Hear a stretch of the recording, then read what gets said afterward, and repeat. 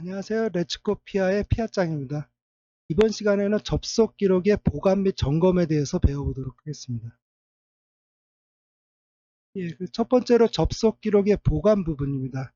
법령에 나와 있는 원칙은 취급자의 개인정보 처리 시스템에 대한 접속 기록을 1년 이상 이제 보관해야 되시고요. 예외적으로 아래의 경우에 해당되는 세 가지 같은 경우는 2년 이상 보관하셔야 됩니다. 그래서 첫 번째로는 5만 명 이상의 정보 주체를 갖다가 처리하는 개인정보 처리 시스템이고요.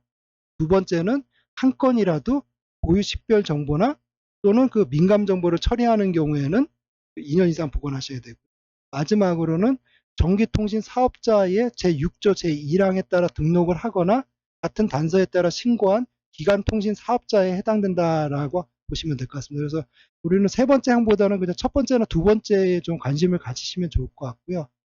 그래서 이제 저장을 할 때 필수 기록 항목이 있습니다. 그래서 그 법에서는 이제 5가지를 나타내고 있고요. 그래서 그첫 번째는 이제 식별자 부분입니다. 그래서 식별자라는 거는 개인정보 처리 시스템에 접속한 사람인 거죠. 그래서 취급자의 뭐 아이디나 비번 치고 들어갔을 때 그 아이디로 보시면 될 것 같고요. 두 번째로는 접속 일시 부분입니다. 그래서 그, 그 언제 접속했는지, 그래서 뭐 여기 나와 있는 것처럼 24년도 뭐 1월 1일 15시 00분 00초에 접속했다라고 하는 그 부분이고요. 세 번째는 이제 접속지 정보 부분입니다. 그래서 그 접속한 IP 주소로 보시면 될 것 같습니다. 그래서 여기 나와 있는 것처럼 192.168.10.9번의 IP로 접속을 했다. 그 다음에 네 번째로는 처리한 정보 주체에 대한 정보입니다. 그래서 뭐 예를 들어서 그 고객 홈페이지라고 하면은 그 홈페이지에 이제 고객 번호가 있다든가, 학교라고 하면은 그 정보 주체에 대한 학번이 있다든가, 아니면 회사라고 하면 사번이 있다라든가, 이런 식으로 꼭 사람의 이름이 아니더라도 그거를 대변할 수 있는 정보 주체의 어떤 정보를 넣으시면 될 것 같고요. 마지막으로 수행한 업무가 그 정보 주체에 대해서 검색을 했는지, 뭔가 입력을 했는지, 어떤 정보를 수정을 했는지, 삭제를 했는지, 아니면 출력이나 다운로드를 했는지에 대한 어떤 행위를 했는지에 대한 거를 정리, 기록한다라고 보시면 될 것 같습니다. 일반적으로 그 현업에서 봤을 때 이 접속 기록을 그 수행사 쪽에서 그 로그인 기록으로 되게 헛갈려 하는 경우가 굉장히 많은데, 다시 한번 말씀드리지만 접속 기록이라는 거는 로그인한 기록이 아니라 그 개인정보 취급자가 정보 주체에 대한 기록을 갖다가 접속한 기록, 어떤 처리한 기록, 뭐 이걸로 좀 보시면 좋을 것 같습니다.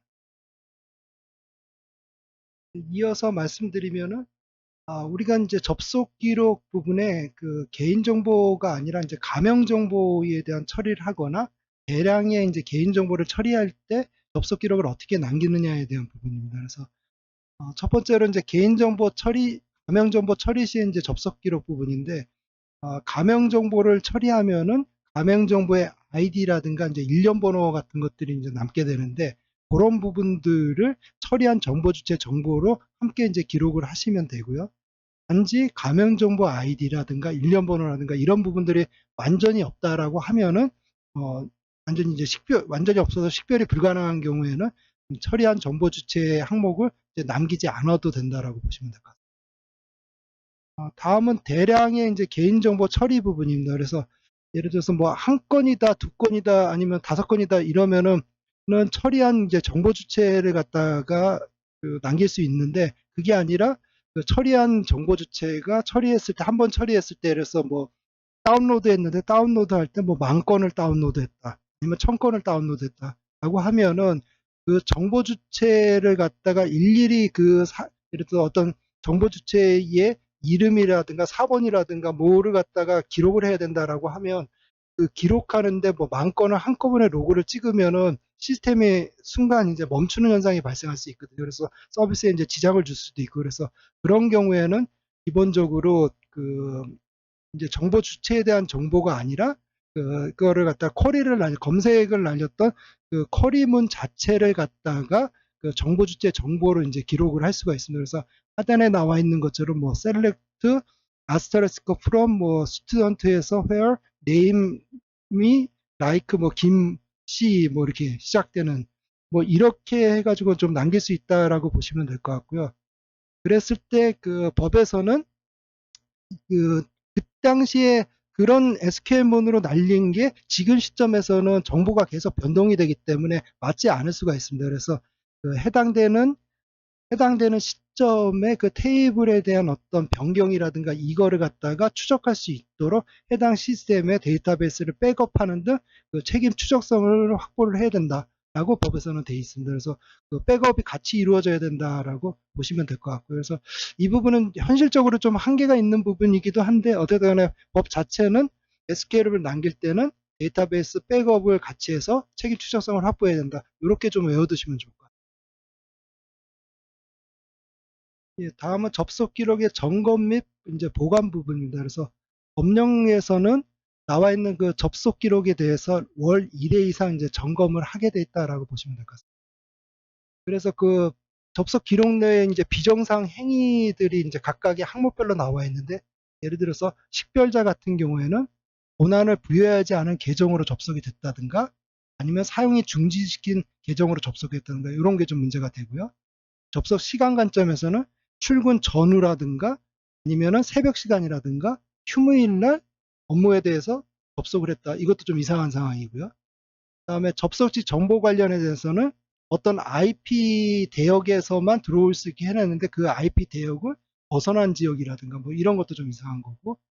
그다음에 처리한 정보 주체 관련해서 특정 정보 주체에 대해서 굉장히 과도하게 발생을 했다든가 특히 다운로드 행위가 발생을 했다든가 이런 거가 의심점으로 보시면 될 것 같아요. 그래서 뭐 그런 부분들에 대해서 비정상 행위가 발생한 부분에 대해서 그 비정상 행위가 과연 정상인지 비정상인지 확인하는 그런 과정을 거쳐야 된다라고 보시면 돼요.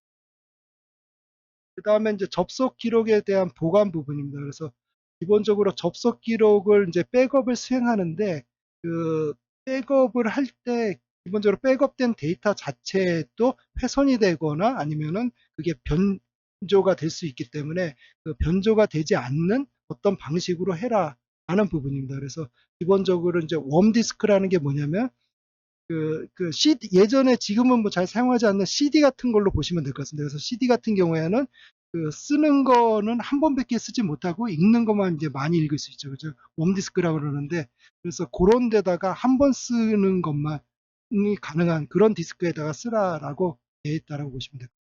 또는 백업을 하게 된다라고 하면은 여러 수정이 가능한 매체에다가 백업을 한다라고 하면 그게 위 변조가 되지 않았다는 어떤 그 정보라든가 해시 정보나 뭐 이런 것들을 별도로 장비에 관리를 해야 된다.